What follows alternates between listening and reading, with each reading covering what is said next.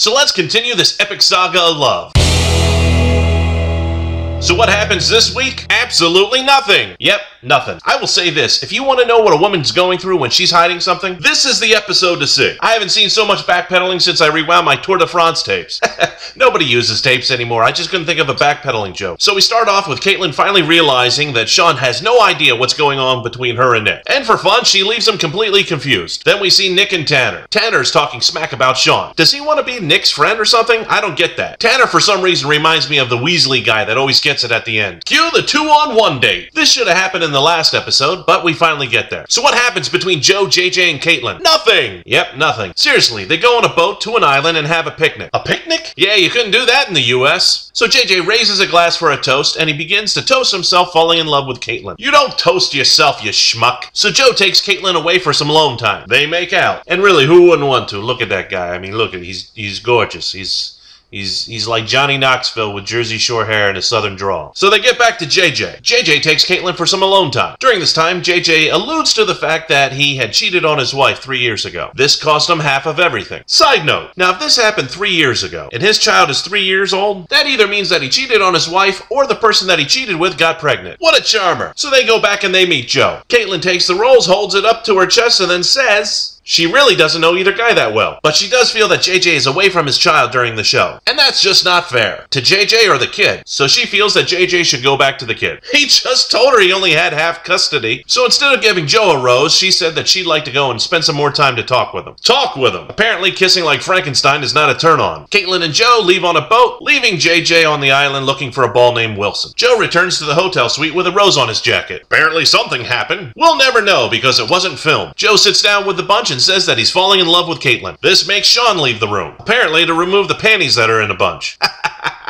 Just kidding. He actually leaves to go visit Kaitlyn. Seriously? Kaitlyn realizes that she totally scrambled Sean's brain by saying, "You're it, you're the one," off camera to him. You think? She then gets Sean to leave her room. Starting to think that I'm saying that too often. To the rose ceremony. But before Kaitlyn decides who goes, we gotta make out a few times. Thanks, ABC, we haven't had enough of that. If CBS's logo is an eye, then I think ABC's logo should be this. First, Ben Z makes out with her outside while they share a blanket. Then Ben H pulls her aside and says, "I need to talk with you." That's never a good sign when somebody says that. She begins to freak out because she thinks that Nick told Ben H about them doing the mommy-daddy dance. I love coming up with different names for that. But did that really happen? No! He noticed that Sean's personality was completely different. When was this? When Kaitlyn told Sean that he was the one off camera. She begins to cry. She then apologizes for crying. She doesn't explain why, but then they get to make out. Now Nick gets some time. Kaitlyn asks Nick if he told anybody that they did the bedroom mambo. He of course says no. She then tells him that he can't tell anybody that they were intimate. Seriously, if you played the Bachelorette drinking game and every time somebody said the word intimate, you took a shot, you would die of alcohol poisoning. Nick agrees that he's not going to say anything and he begins to cry. Then he stops, then they make out. Then the rose ceremony begins. Host Chris Harrison comes out with a rose tie on. I didn't think it was roses at first, I thought it was blood splattered, but it's definitely roses. Kaitlyn then drops Ben Z and Tanner. Apparently the making out wasn't that good. Tanner gets dropped like the evil henchman that he is. Ben Z is on his way to becoming the next bachelor. Next day, everybody goes to Killarney. The guys take a bus except for Jared. He takes a road trip with Kaitlyn. Kaitlyn drives and I swear she hits the curb like 4 times. She probably maimed children and livestock, but due to legal purposes, they can't show that. And we see Sean snore on the bus. Kaitlyn and Jared go and see some sights and they bend over backwards to kiss the Blarney Stone. They do know that people urinated on that, right? You might as well have licked a toilet. They make the journey safe and they don't kill any more livestock on the way. Guess what happens next? Do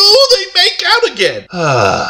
Jared leaves and then host Chris Harrison shows up. I truly love the lingo that he uses here. He says that the remaining relationships need to be up to speed and that Kaitlyn needed to have a little off-camera time to do that. I know what that means. So instead of taking 4 guys to the hometown dates, Kaitlyn has to whittle the guys down from 6 to 3. She then gets 3 fantasy suite dates. She eliminates 1 more and then they go meet the families. Just look at her face. That's the look of a woman that just realized sleeping with one guy got her 3 fantasy suite dates. I do love the fact that she's going to have to eliminate one of these guys after the fantasy suite date. That is going to make good TV. So let's head to the one-on-one date the next day. Cupcake gets the date. Yeah, his name is Chris, but when you show up looking like that, your name is Cupcake. They fly up on a helicopter to have a picnic on a cliff. Is that all the people do in Ireland is have picnics? pubs and picnics. This is from her Instagram page. Remember that when you see what she does. They get to the picnic and then they play a fun little game. It's called, You Okay? How do you feel? And they play it back and forth. She asks him if he can see them together forever. He says yes. Then she cries and cries. He looks confused, but we all know what's coming. Not another makeout session. This guy is clueless. I keep on screaming at the TV. Look at the flowers, Cupcake! Finally, Kaitlyn pulls the trigger and says that she could never see forever with Chris. She cries, she gets up, and she leaves. She gets in the helicopter, she flies away. Then he begins to cry. My wife started laughing. I swear she couldn't help but laugh at Chris's crying. And not because she has a sick sense of humor. I mean, she did marry me. But due to the fact that this guy's crying ability rivals James Vanderbeek in Dawson Creek is unbelievable. The strange thing is that they did this on the cliff. You can actually see the producer wanting to get close, but not too close, just in case a Cupcake leaps over.